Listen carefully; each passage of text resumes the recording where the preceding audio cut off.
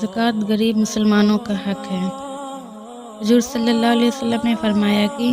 مالداروں پر اللہ تعالیٰ نے زکوٰۃ میں اتنا حق فرض کر دیا ہے کہ ان کے غریب بھائی مسلمانوں کے واسطے کافی ہو جائے،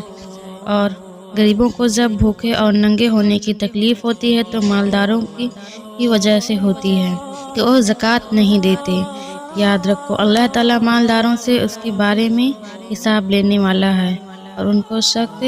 سزا دینے والا ہے، اور غریب لوگ قیامت کے دن اللہ تعالیٰ سے مالداروں کی شکایت کریں گے، ان پر دنیا میں جو ہمارے حقوق آپ صلی اللہ علیہ وسلم نے فرض کیے تھے وہ آپ کو انہوں نے نہیں دیے۔ اللہ تعالیٰ فرمائے گا کہ مجھ کو اپنی عزت کی قسم ہے، میں تم کو جنت میں آرام دوں گا اور ان کو دوزخ میں ڈالوں گا۔ مسلمان بھائیوں اور بہنوں، اللہ تعالیٰ سے ڈرو اور اس کے حکم کے